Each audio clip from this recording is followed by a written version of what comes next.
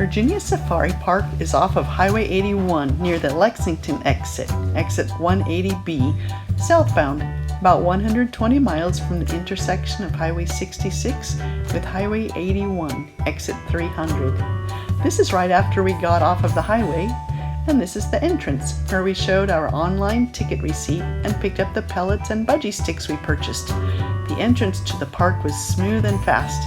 Admission was about $28 per person. Regular pellets were $5 per bucket, and budgie sticks were $7 for a 4-pack. This is inside the park. There's a gift shop. We bought parkas there as we were expecting rain. There were many other great things also available for sale. One of our daughters was able to come for the trip. It was so nice to spend time with her. This is the entrance to the walk-through part of the safari park. We decided to do this part first to avoid the possible rain.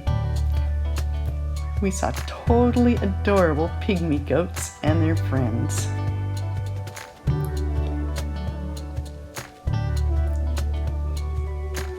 They were so cute. Some were pregnant.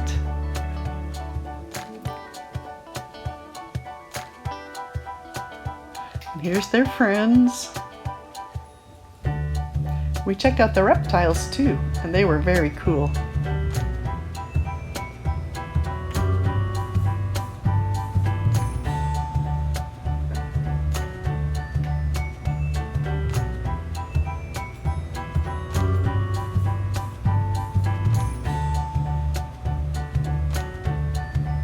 The turtles were very active and adorable. And the tegu was very surprising. Wait for it. Wait for it. Gah! It reminded us of Godzilla. This owl was too funny. We were watching and watching to take his picture, and it turned its head the other way. These guys were very cute.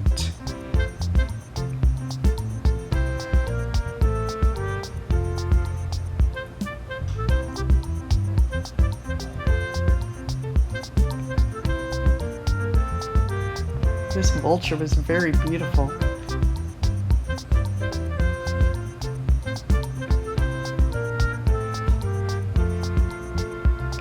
And these lemurs were adorable, especially the little ones. And they had a tortoise friend. These camels were babies. They were just a few months old. The one on the left is older. They were sweethearts. And our other daughter calling for my birthday. Oh, it was so nice to see her face.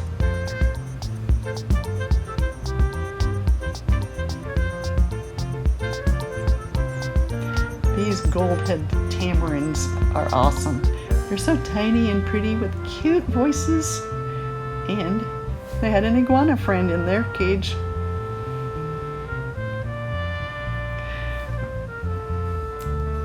These brown-headed spider monkeys really know how to swing. They reminded me of children. And I'm not sure what the penguins are waiting for, but they do have a feeding program, so perhaps it was for that. The tigers took a nice nap, but they did look up while we were watching. The giant anteater was so cool. We noticed it was walking very strangely. And then on the description on the sign, it said that they walk on their knuckles, like gorillas. So darn neat. It was so active too. It was really neat to see it moving around so much. Here we're at the budgie aviary. We and everyone else always feed the budgies with the budgie sticks, and are always swarmed with budgies. But this time they had been fed a ton of food, and couldn't be bothered to come see hardly any of us. Although we surely tried. Trying.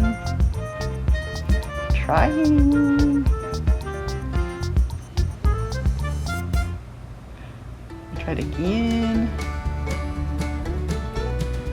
And again. We were disappointed. This little guy was too.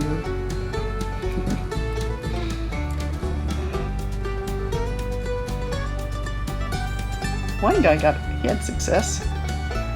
We saw several desperate kids trying to get the budgies to eat from their sticks, including us and ours. I'm guessing that people should go really, really early to this part. It was about 11 when we were there, and their seed trays were about 2/3 eaten already. The red kangaroos were neat. Not cool, but neat. It was really hot out.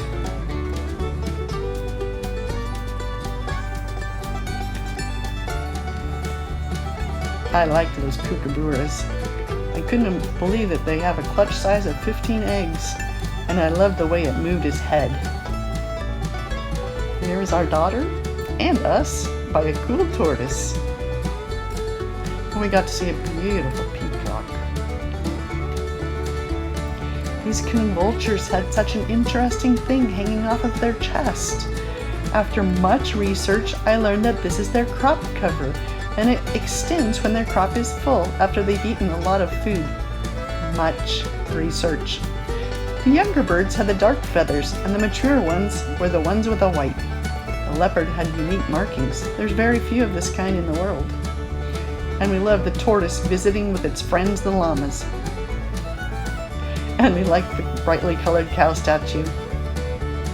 We just loved the giraffe feeding station. Oh my gosh. It was a great setup to enable people to interact with the giraffes.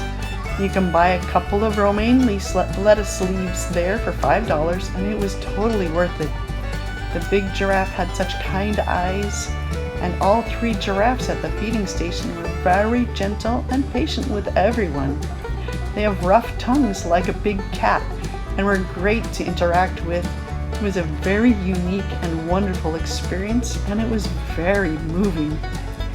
Here my husband is feeding one of the younger ones. This is one of the young girls, and this is its little half-sister. She hadn't quite figured out how to use her tongue, it looks like, and instead she was using her soft little lips to get the food. This guy was 17 feet tall, and he just looked like he was observing us as we observed him. The silver pheasant was very beautiful. And we enjoyed the black and white ruffled lemurs too.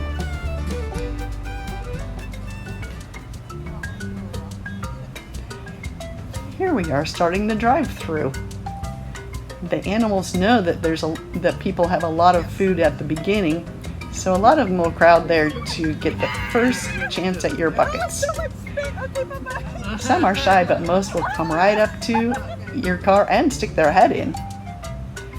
Be sure to push your mirrors in and hold on to your bucket. Some of them you kind of wrestle it around, and that way you'll keep control over it. There's such a variety of animals that you can see at this part. Deer of various kinds from various countries. There's some Japanese deer. There's llamas. These big old cows from Africa. And they're all very, very gentle. It's so neat to be able to feed them and just to see them and to touch them and pet them. Most of them didn't mind if you petted them, especially if you're feeding them. And they don't run at you, they just walk right up to you.